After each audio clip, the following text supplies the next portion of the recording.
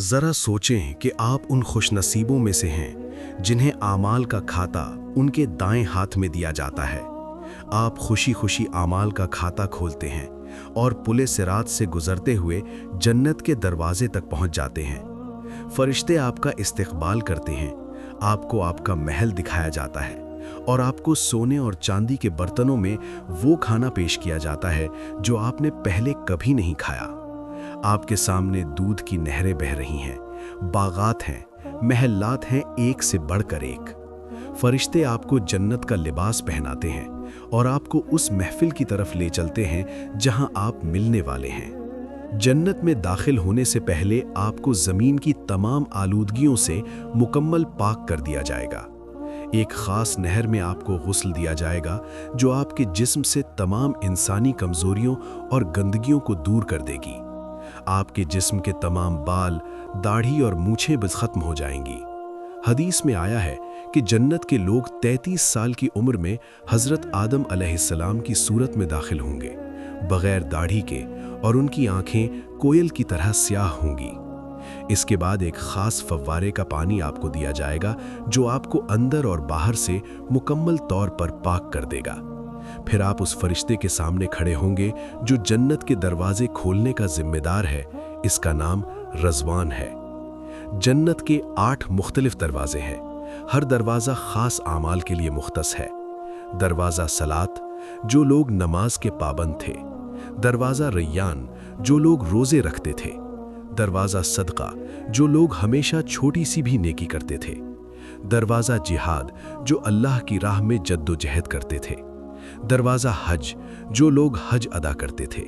दरवाज़ा सब्र, जो लोग सख्त हालात में भी गुस्सा काबू में रखते थे। दरवाज़ा अमान, जो लोग बग़ैर किसी हिसाब के दाखिल होंगे। दरवाज़ा ज़िक्र, जो लोग हमेशा अल्लाह को याद करते थे।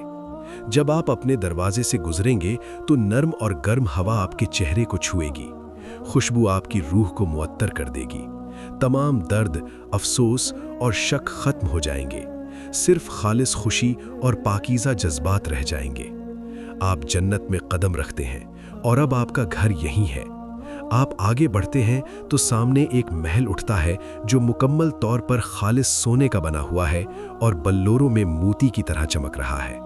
जैसे ही आप करीब पहुंचेंगे, खादिमान नमूदार होते हैं जो बिखरे हुए मोतियों की तरह नजर आती हैं।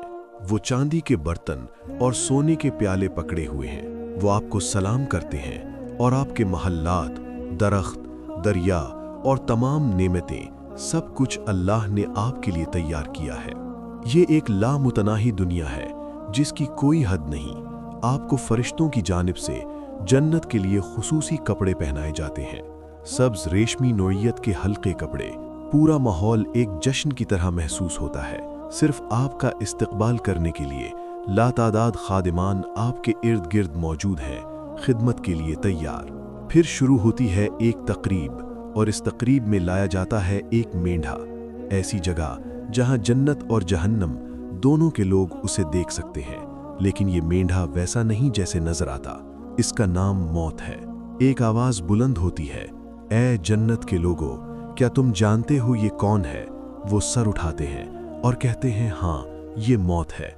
फिर वही आवाज जहन्नुम के लोगों से पूछती है, ऐ जहन्नुम के लोगों, क्या तुम जानते हो ये कौन है? वो भी सर उठाकर कहते हैं, हाँ, ये मौत है। फिर हुक्म दिया जाता है कि मेंढा ज़िबाह कर दिया जाए।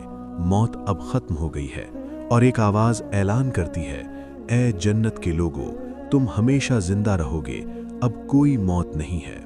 ये वक्त है अबदी खुशी, अमन और नेमतों का। अगर आप इस जिंदगी में शादीशुदा थे और दोनों जन्नत में दाखिल हुए तो आपका रिश्ता बहाल होगा, लेकिन इस बार ये कभी खत्म नहीं होगा। जन्नत में आपका हर लम्हा खुशी और मोहब्बत में गुजारा जाएगा। इसके बाद जन्नत के लोगों को एक ऐसे मकाम पर पहुंचाया जाएगा जहां वो हमेशा खुश रहेंगे और जहां ना कोई तकलीफ होगी, ना गम, सिर्फ अल्लाह की रज़ा और अबदी खुशी होगी। इसमें और बहुत सारी नेमतें और खूबसूरत वाक़यात शामिल हैं जिनसे जन्नत की लज्जतों का एक मुकम्मल मंजर पेश किया गया है।